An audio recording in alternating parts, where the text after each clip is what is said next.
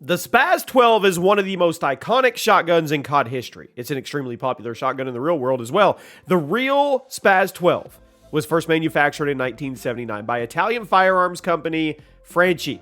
And even though it's been out of production for 20 years, there's a lot of them in circulation. It appears a lot in video games and movies. Now, it's appeared a grand total of 6 times throughout Call of Duty, at least in multiplayer. And today, we're going to do what we do best. We're going to rank them from worst to best. And yes, we're going to be counting every version of the Spaz 12, regardless of the name, because not every Spaz is actually called the Spaz. So let me know what your favorite Spaz is down in the comments. Drop a like. And I know this was suggested multiple times. I didn't catch screenshots of who did it, but if you suggested this video, shout out to you. At number 6, the worst of the worst, the bottom of the barrel, has to be the Spaz 12 in Modern Warfare 3 2011. Now, even though I'm ranking this version of the Spaz at the bottom, it's not that bad a gun. Granted, it's certainly not a good shotgun, and it had a lot of shortcomings compared to the other shotguns in this game, but it wasn't bad on its own. The 2011 Spaz 12 was a pump-action shotgun, had a relatively generous one-shot kill range, but it also had a very slow fire rate due to that long pumping animation that had to play in between shots, and it didn't have much customization back then compared to other guns in Modern Warfare 3. Also didn't help that it was classified as a primary weapon instead of a secondary like it was in Modern Warfare 2. Really didn't give it a buff in between games in order to reflect that change in status. But if you were running around one of the smaller maps and you were using the Specialist Strike package, I suppose you could get some work done with it. And since it was unlocked very early, I think it was level 8, it's not like you were grinding like crazy and then stuck with an unlocked, underwhelming reward like some other shotguns in COD history. I guess what I'm trying to say is that the 2011 Spaz 12 was viable. It was perfectly viable, and it had decent enough stats to its name, but it wasn't going to be able to keep up with the insane versatility of guns like the ACR 6.8, the MP7, and even if you compared it to other shotguns in the game, the Striker, the KSG, the USASS, it just wasn't appealing.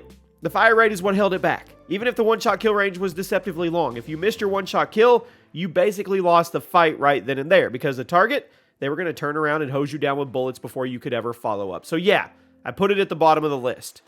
At number 5, the Spaz 12 in Black Ops. Semi-automatic instead of pump action this time. Added a ton of value to it compared to other shotguns in Black Ops 1.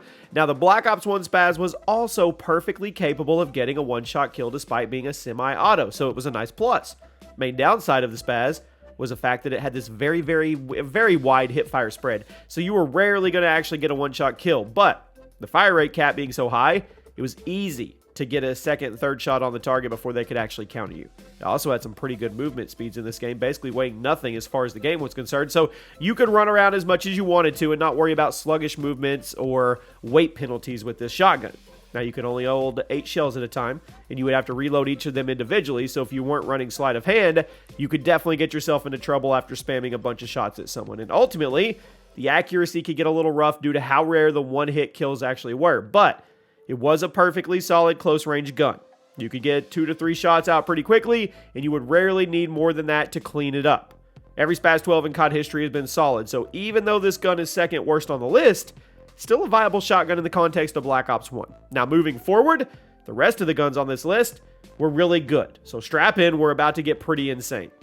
At number 4, the S-Ravage in Infinite Warfare.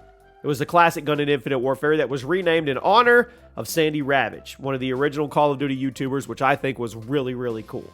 Back during the Modern Warfare 2 days, Sandy Ravage would upload some of the craziest nuke gameplays the world had ever seen at that time, and his main weapon of choice was the Spaz 12 shotgun. Infinity Ward decided to give him a very cool shout out by bringing the Spaz 12 back in Infinite Warfare, but they renamed it the S-Ravage. While it wasn't as nuts as the original 2009 version of the gun, it was actually kind of insane if you played around with it and figured out the quirks. The one-shot kill range on the S-Ravage was pretty generous, and the hitbox was actually huge in order to compensate for the advanced movement and the jetpacks in this game. The fire rate, probably on the slower side since it was a pump-action weapon, but that one-shot kill range was generous enough and the ammo capacity was big enough, it was a plus. And plus, all the different movement mechanics, perks, and specialist abilities available in Infinite Warfare, you could weave in and out of danger while blasting people off their feet with a single shot over and over and over again. They were trying to capture or recapture that Modern Warfare 2 vibe. It was a great update of the original Modern Warfare 2 Spaz. It fit perfectly with the gameplay of Infinite Warfare, and obviously it wasn't as good as the original, but that's okay. Still a very powerful weapon. At number 3, the Reclaimer 18 in Modern Warfare 3 2023. The SPAS 12 was renamed the Reclaimer 18 and added to MW3 as part of Season 4. That started in June of 2024, just a few months before the launch of Black Ops 6. I'm bringing this up because this thing was so good that there was actually a theory going around the Modern Warfare 3 community that Sledgehammer had intentionally made it so good and so annoying that people will be willing to ditch the game and hop on Black Ops 6 when it came out. Now, whether or not that's actually true is honestly irrelevant, because the fact that we're even thinking about that should tell you how nuts this thing was. The Reclaimer 18 could actually be used in both semi-auto and pump action. Made it technically the most historically accurate SPAS 12 in COD history, despite not being called the SPAS 12 anymore. Came loaded with 8 shells by default. Now, it was pretty powerful on its own. It was very effective at close range like a shotgun should be. But what really made people start calling it OP was the Jak Devastator conversion, which was added as DLC in Season 5, which dropped the ammo capacity to 4 shells at a time, but it gave you this massive damage boost. And how exactly did it give you a boost? Well, it let you dual wield them. You could dual wield the SPAS 12 in the game, and I'm willing to bet a bunch of you didn't even know that because you tapped out on Modern Warfare 3 before it happened. The only reason I'm putting it at number 3 instead of higher is because this was eventually nerfed. So the Reclaimer 18 is just now a good shotgun instead of a completely broken one. But it's still pretty wild you were able to dual wield a SPAS 12 in the first place. At number 2, the Gallo SA-12 in Black Ops Cold War. It's one of the launch secondaries in the game. Faithful update of the Black Ops 1 version of the SPAS, meaning it was a semi-automatic instead of pump, which was a pretty big deal. This was the first time in 10 years, a decade, that a Call of Duty SPAS had been semi-automatic, so the question is, how did it hold up? Well, it honestly kind of held up too good. In fact, I would argue it was the best shotgun in the game and one of the best shotguns in Warzone after it was added to the mix. The Gallo could only hold 7 rounds at once by default, but you could increase that to either 9 or 12 with attachments to increase your spam potential. It also had a relatively high fire rate cap. You could blow people away one right after another without ever getting caught during the firing cooldown. But what really made the Gallo so powerful and earned the number 2 spot today was the damage per shot. Despite being semi-auto, despite having a pretty fast fire rate, the Gallo would deal insane damage with every pull of the trigger, especially once you started loading it up with attachments. With the sheer number of helpful attachments available, you had laser sights to tighten the pellet spread, extended barrels to buff the damage drop-off. The Gallo SA-12 had insane potential. It was absolutely amazing at cleaning up entire lobbies with just a few shots. Now, one-shot kills were pretty rare with this. They're still entirely possible at super close range, but with that fire rate being so high, follow-up shots were extremely easy. You could just drop somebody with 2 to 3 shots before they were ever able to return fire, which that's a big deal in a game like Black Ops Cold War, where that average time to kill was a lot longer than normal, I guess you could say normal Call of Duty games in the franchise. And on top of all that, the amount of damage you could do with this thing in hardcore modes was unspeakable. It was insanely powerful, but there was one SPAS that was stronger. You already know. At number 1 today, the strongest SPAS in COD history, hands down, the SPAS 12 in Modern Warfare 2, the original. Now, sometimes you just can't get any better than the original. The 2009 SPAS 12 is one of the best shotguns in COD history, and to this day, it has not been surpassed by any other SPAS that came after it.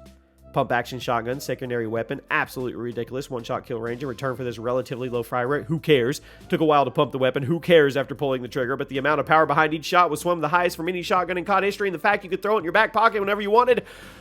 Whew. The Modern Warfare 2 SPAS 12 could deal up to 320 base damage. That was with no stopping power. You could also equip extended mags, bring the ammo capacity up to 16 shells at once, which was just dumb. I mean, where were you even holding those? I don't know. The gun isn't that long. Where would you hold the shells? You could also equip FMJ to the SPAS 12 for some reason, which is funny, in case you didn't know. The SPAS 12 couldn't actually penetrate cover, so that meant the FMJ attachment literally did nothing to it other than make you feel cool.